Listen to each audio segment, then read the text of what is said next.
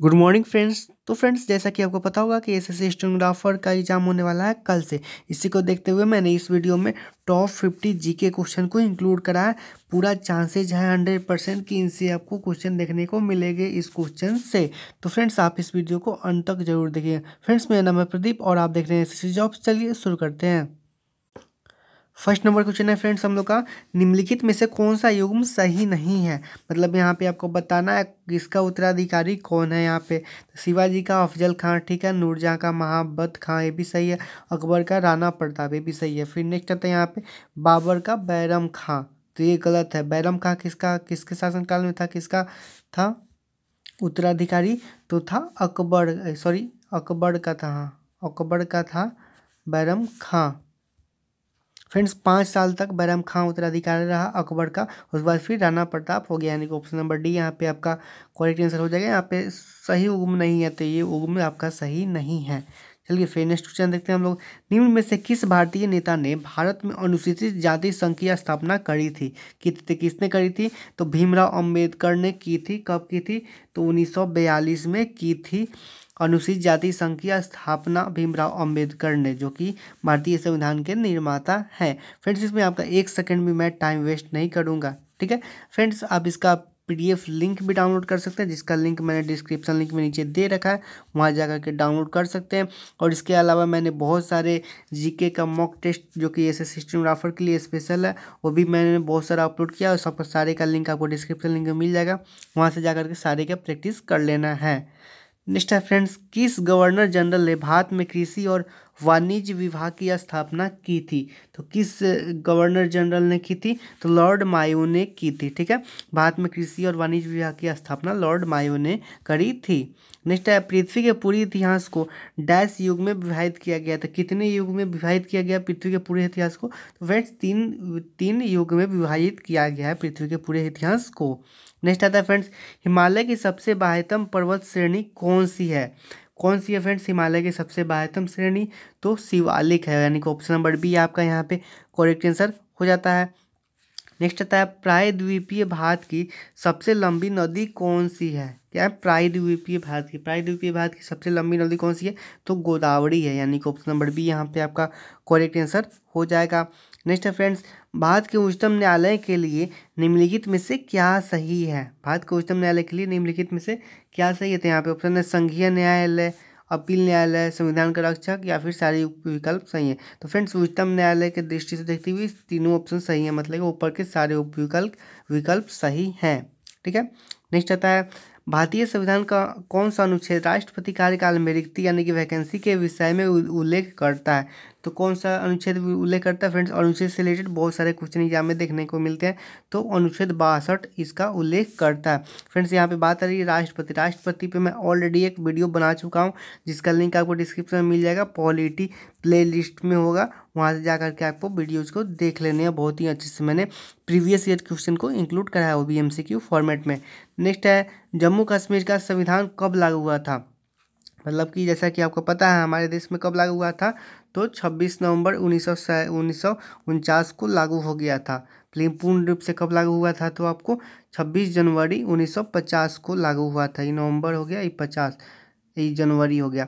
लेकिन जो कश्मीर है, तो कश्मीर में कब लागू हुआ था फ्रेंड्स? तो कश्मीर में 26 जनवरी 1957 को लागू हुआ था। ऑप्शन नंबर डी आपका यहाँ पे करेक्ट आंसर हो जाएगा।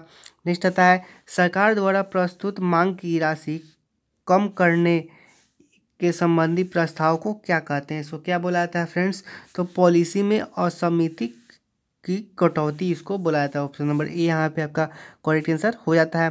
नेक्स्ट आता है, निम्नलिखित में से कौन सा फफूंद से होने वाला एक रोग है? क्या? फफूंद से होने वाला रोग कौन सा है निम्नलिखित में से? तो त्वचा शोथ है। ऑप्शन नंबर ए यहाँ पे आपका यानी कि करेक्ट आंसर हो जाता है। नेक्स्ट है, अश्रु ग्रंथि कहाँ स्थित होती है? अश्रु ग्रंथि पूरे शरीर के भाग में कहाँ स्थित होती है? तो नेत्र गुहा में स्थित होती है, यानी कि ऑप्शन नंबर सी यहाँ पे नेत्र गुहा आपका करेक्ट आंसर हो जाता है। नेक्स्ट आता है फ्रेंड्स, DNA प्रतिकृति की प्रक्रिया के दौरान होने वाली त्रुटियों को किस रूप में जाने जाता है? किस रूप में जाना जाता है फ्रेंड्स? तो उसको जाना जाता है उत्परिवर्तन के रूप में जाना जाता है। ऑप्शन नंबर ए यहाँ पे आपका करेक्ट आंसर हो जाएगा। नेक्स्ट है फ्रेंड्स, निम्नलिखित में से किसका पीएच मान 7 होता है? तो फ्रेंड्स यहाँ पे शुद्ध जल जो होता है उसका पीएच मान कितना होता है? तो 7 होता है। बहुत ज़्यादा इंपॉर्टेंट क्वेश्चन है। अब देखिए यहाँ पे आपको दिया हुआ है, कथन दिए हुए इलेक्ट्रॉनों के प्रवाह का क्या कारण है? तो यहाँ पे सारे ऑप्शन आपको दिख रहे होंगे। मैं डायरेक्ट आंसर की तरफ चलता हूँ टाइम वेस्ट ना करते हुए। तो सेकेंड, थर्ड और फोर्थ जो पॉइंट है यहाँ पे आपको पढ़ लेने हैं। ये तीनों क्या है? करेक्ट है आपके सारे तीनों पॉइंट। ठीक है, आपका एग्जाम अभी से चल रहे हैं, मैं टाइम वेस्ट ज़्यादा नहीं करना चाहता हूँ। नेक्स्ट है, विश्व युद्ध एक के दौरान निम्नलिखित में से किस देश ने टैंक का विकास किया था? किस देश ने टैंक का विकास किया था? तो ग्रेट ब्रिटेन ने करा था। देखिए इसमें विश्व युद्ध से क्वेश्चन बनते हैं, कितने देशों में भाग लिया था? तब प्रथम विश्व युद्ध में 37 देशों ने भाग लिया था, और फिर जब सेकेंड विश्व युद्ध हुआ था तो उसमें 61 देशों ने भाग लिया था। बहुत ज़्यादा इंपॉर्टेंट है, इसको याद कर लेना है। इसका करेक्ट आंसर क्या हो जाएगा? ग्रेट ब्रिटेन ने विश्व युद्ध एक में के दौरान टैंक का विकास करा था। नेक्स्ट है, किस कारण से वायु के बुलबुले तरल पदार्थ में उड़ते हैं? तो किस कारण उड़ते हैं? तो श्यानता और उत्प्लवन के कारण वायु के बुलबुले तरल पदार्थ में उड़ते हुए प्रतीत होते हैं। ऑप्शन नंबर बी यहाँ पे आपका करेक्ट आंसर हो जाता है। नेक्स्ट आता है फ्रेंड्स, निम्नलिखित में से किसने 1903 में हेनरी बेकेलर के साथ भौतिकी नोबेल पुरस्कार यानी रेडियोधर्मिता की अपनी खोजों की साझा किया था? तो किसने किया था फ्रेंड्स यहाँ पे? तो पियरे क्यूरी एवं मेरी क्यूरी ने करा था, यानी कि ऑप्शन नंबर ए यहाँ पे आपका करेक्ट आंसर हो जाएगा। नेक्स्ट है फ्रेंड्स, राष्ट्रीय सुरक्षा गार्ड का मुख्यालय कहाँ पे स्थित है? कहाँ पे स्थित है फ्रेंड्स? नई दिल्ली में स्थित है राष्ट्रीय सुरक्षा गार्ड का मुख्यालय। चलिए फिर नेक्स्ट क्वेश्चन आता है हम लोग का, चंडीगढ़ के रॉक गार्डन के संस्थापक कौन है? तो कौन है फ्रेंड्स? तो नेकचंद सैनी है। ऑप्शन नंबर डी आपका करेक्ट आंसर हो जाएगा। जो चंडीगढ़ में रॉक गार्डन है, ये भी क्वेश्चन पूछेगा, रॉक गार्डन कहाँ है? तो चंडीगढ़ में स्थित है। उसके संस्थापक कौन है? तो नेकचंद सैनी हैं। चलिए फिर नेक्स्ट क्वेश्चन यहाँ पे देखते हैं। देखिए यहाँ पे यूपी पीसीएस में 2015 में पूछा हुआ क्वेश्चन, इसलिए तो और ज़्यादा इंपॉर्टेंट होता है। भारत के राष्ट्रपति को महाभियोग द्वारा हटाने की प्रक्रिया निम्नलिखित में से किस अनुच्छेद में वर्णित है? मैंने पहले ही बता, अनुच्छेद से रिलेटेड बहुत ज़्यादा इंपॉर्टेंट क्वेश्चन बनते हैं। तो इसका करेक्ट आंसर हो जाएगा वो एक अनुच्छेद 61 में इसका बताया गया है। क्या है? भारत के राष्ट्रपति को महाभियोग द्वारा हटाने की प्रक्रिया का। ऑप्शन नंबर बी यहाँ पे आपका करेक्ट आंसर हो जाएगा। नेक्स्ट क्वेश्चन है फ्रेंड्स, कौन भारत के राष्ट्रपति के खिलाफ महाभियोग की कार्यवाही कर सकता है? तो कौन कर सकता है? तो यहाँ पे कोई भी सदन जो कि लोकसभा और राज्यसभा है, वहाँ से कोई भी सदन उसका कार्रवाई कर सकता है इसको विरुद्ध महाभियोग के लिए। ठीक है, नेक्स्ट यहाँ पे आता है हम लोग का क्वेश्चन है, आधुनिक भारतीय इतिहास में धारा 370 के जो जम्मू और कश्मीर से संबंधित विशेष शक्ति जो आज विवादास्पद विषय बना हुआ है, धारा 370 के बारे में निम्नलिखित में से कौन सा कथन गलत है? बताना है। यहाँ पे क्या गलत कथन को आपको बताना था। यहाँ पे सारे कथन आपको दिख रहे होंगे। तो यहाँ पे गलत कथन है, अनुच्छेद 370 को एक तरफा रद्द किया जा सकता है। ये अनुच्छेद क्या है? ये ऑप्शन आपका रॉन्ग है। बाकी ये दोनों करेक्ट आंसर हो जाएगा आपका ऑप्शन नंबर ए यहाँ पे आपका हो जाएगा करेक्ट। यहाँ पे ऑप्शन में क्या बोल रहा है? कौन सा कथन गलत है? तो गलत ऑप्शन नंबर ए है। ठीक है, इसलिए यहाँ पे ए आपका करेक्ट आंसर हो जाएगा। जो उसके बारे में जानकारी दिया गया ऑप्शन नंबर बी और सी, और फिर यहाँ पे आपको डी, ये क्या करेक्ट हो जाएगा जम्मू कश्मीर में जो 370 धारा लागू है उसके तहत। नेक्स्ट क्वेश्चन है फ्रेंड्स, प्लासी की लड़ाई इस वर्ष लड़ी गई थी। प्लासी की युद्ध कब हुआ था फ्रेंड्स? तो 1757 में हुआ था प्लासी की लड़ाई। नेक्स्ट है, निम्न में से किस अधिनियम को आधिकारिक तौर पर अराजक और क्रांतिकारी अपराध अधिनियम 1919 के रूप में जाना जाता है? तो किसे जाना जाता है? तो रॉलेट अधिनियम को जाना जाता है। ठीक है, ऑप्शन नंबर बी आपको करेक्ट हो जाएगा। इसको क्या जाता है? काला कानून भी बोला जाता है। ठीक है, नेक्स्ट आता है, चिपको आंदोलन के प्रणेता कौन है? मुख्य रूप से नेता कौन थे चिपको आंदोलन के? तो सुंदरलाल बहुगुणा जी थे। ऑप्शन नंबर बी यहाँ पे आपका करेक्ट आंसर हो जाता है। नेक्स्ट है, गांधी जी का चंपारण आंदोलन डैश के लिए था? किसके लिए था? तो यहाँ पे ऑप्शन नंबर आपका डी करेक्ट हो जाएगा। इंडिगो श्रमिक की समस्या को हल करने के लिए, इंडिगो श्रमिक की समस्या को हल करने के लिए वो आए थे चंपारण में। ऑप्शन नंबर डी यहाँ पे आपका करेक्ट आंसर हो जाता है। नेक्स्ट है, घास के मैदान को पंपास कहाँ कहा जाता है? घास के मैदान को पंपास कहाँ पे कहा जाता है? तो फ्रेंड्स दक्षिण अमेरिका में बोला जाता है, यानी कि ऑप्शन नंबर बी यहाँ पे आपका करेक्ट आंसर हो जाएगा। नेक्स्ट है फ्रेंड्स, ये देखिए यहाँ पे फिर से मुद्रा से रिलेटेड है। मैंने जितने भी मॉक टेस्ट कराए हैं उसमें मुद्रा से, राजधानी से रिलेटेड बहुत सारे क्वेश्चन कराए हैं, बिकॉज ये बहुत ज़्यादा इंपॉर्टेंट क्वेश्चन है, हर एग्जाम में आपको देखने को मिलेंगे, इसलिए इस टॉपिक को आपको अच्छे से कंप्लीट करना है। रूस की मुद्रा क्या है? तो रूस की मुद्रा क्या होती है? तो रूबल होती है। ऑप्शन नंबर डी यहाँ पे आपका करेक्ट आंसर हो जाएगा। अब देखिए फिर से यहाँ पे सीरिया की राजधानी, राजधानी से रिलेटेड आ गया, ठीक है। सीरिया की राजधानी क्या है? तो डमस्कस में है। ऑप्शन नंबर डी यहाँ पे आपका करेक्ट आंसर हो जाता है। नेक्स्ट है, समुद्री पौने डैश में चलती हैं और स्थलीय पौने डैश में चलती है। तो समुद्री पौने कहाँ पे चलती है? तो दिन में चलती हैं, ठीक है। और फिर स्थलीय पौने कहाँ, स्थलीय पौने कहाँ पे चलती है? तो रात में चलती है। ऑप्शन नंबर बी यहाँ पे आपका करेक्ट आंसर हो जाता है। नेक्स्ट आता है, देखिए ये भी यूपी टीईटी 2016 में पूछा हुआ, निम्नलिखित में से किसको मुख्य यानी कि अधिकारी ग्रंथि कहा जाता है? तो किसको कहा जाता है फ्रेंड्स? तो पीयूष ग्रंथि को बुलाया था मुख्य अधिकारी ग्रंथि, ठीक है। नेक्स्ट है, पीत रस एक थैली में संग्रहित होता है जिसका नाम डैश है, उसका नाम क्या है फ्रेंड्स? तो उसको बुलाता है पित्ताशय। पीत से पित्ताशय आपका ऑप्शन नंबर सी यहाँ पे करेक्ट आंसर हो जाता है। नेक्स्ट आता है, जर्मन चांदी डैश की एक मिश्र धातु है। तो जर्मन चांदी डैश की एक मिश्र धातु है, किसकी मिश्र धातु है फ्रेंड्स? तो जस्ता, तांबा और निकल की मिश्र धातु है जर्मन चांदी। मिश्र धातु से रिलेटेड भी बहुत सारे क्वेश्चन एग्जाम में बनते हैं। नेक्स्ट है, क्षार लाल लिटमस पेपर को किस रंग में बदल देता है? यहाँ पे किस बात की हो रही, किसकी बात हो रही है? तो क्षार की बात होती है। तो लाल को, लिटमस पत्र को किस में बदलेगा? तो नीला में बदलेगा। ऑप्शन नंबर बी यहाँ पे आपका करेक्ट आंसर हो जाएगा। यहाँ पे हम लोग एक ट्रिक समझते हैं। ट्रिक हम लोग का कुछ नहीं है, बस अनिल, अनिल नाम तो आप लोग सुने होंगे, ठीक है। तो अनिल, अ से बन गया हम लोग का अम्ल, ठीक है। नौ से बन गया हम लोग का नीला, और फिर हम लोग का लौ से बन गया लाल।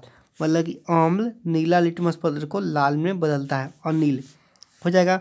और अब पूछ दिया क्षार का, तो क्षार का तो आपको अगर अनिल याद है तो आप क्षार को क्या कर देंगे?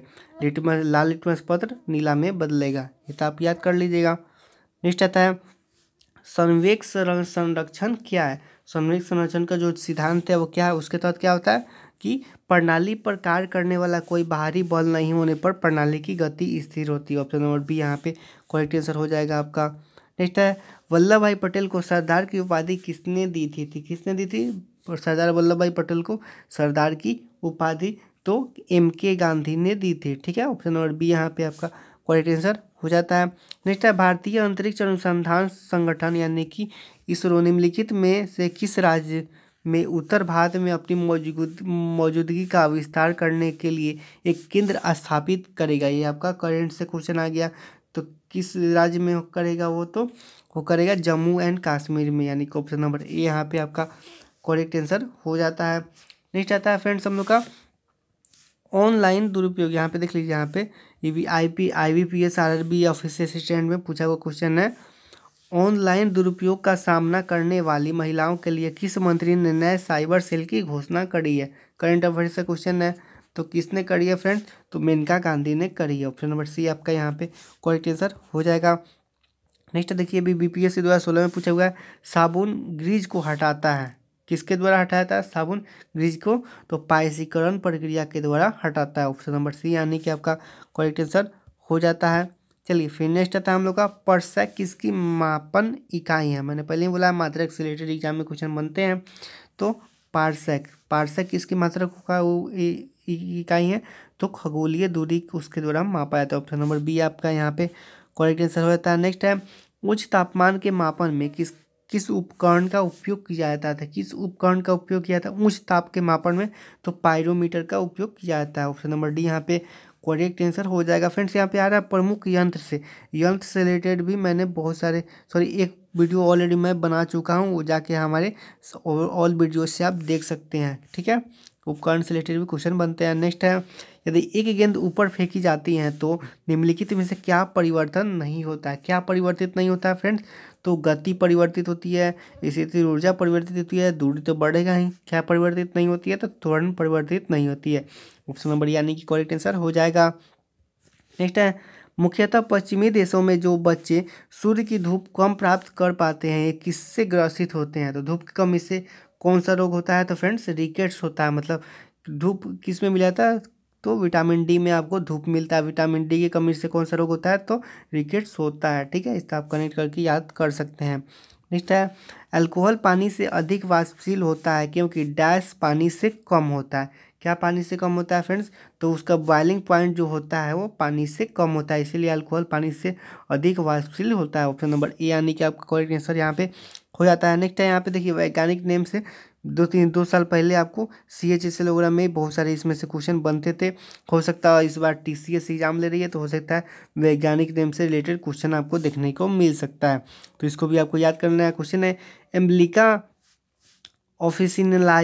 ऑफिसिनालिस किसका वैज्ञानिक नाम है? तो किसका वैज्ञानिक नाम है? तो आंवला का वैज्ञानिक नाम है इम्ब्लिका ऑफिसिनालिस। ठीक है, इम्ब्लिका से हम लोग का आंवला बन जाएगा, कनेक्ट करके आप याद कर सकते हैं। नेक्स्ट आता है मानव में ध्वनि डैश द्वारा उत्पन्न होती है। तो मानव में ध्वनि किसके द्वारा उत्पन्न होती है? तो कंठ द्वारा। ठीक है, कंठ द्वारा मानव में ध्वनि उत्पन्न होती है। नेक्स्ट है वनस्पति तेल से वनस्पति घी बनाने में प्रयुक्त गैस है। तो किस गैस का प्रयुक्त किया जाता है वनस्पति तेल से वनस्पति घी बनाने में? तो हाइड्रोजन गैस का प्रयुक्त किया जाता है। ऑप्शन नंबर यानी कि करेक्ट आंसर आपका हो जाता है। नेक्स्ट आता है फ्रेंड्स किस कारण से वायु के बुलबुले तरल पदार्थ में उठते हैं? तो किस कारण से वायु के बुलबुले तरल पदार्थ में उठते हैं? तो श्यानता और उत्प्लावन के कारण ये वायु के बुलबुले तरल पदार्थ में उठते हैं। तो फ्रेंड्स आज के लिए बस इतना ही, फिर मैं आपको 12 बजे आपके लिए स्पेशल कल एग्जाम है उसके देखते हुए टॉप आपको वोकैब का वीडियो मैं 12 बजे दोपहर में आपको अपलोड कर दूंगा। तो इस चैनल पर बने रहें और इस चैनल को सब्सक्राइब जरूर कर लें। तो थैंक यू, जय हिंद।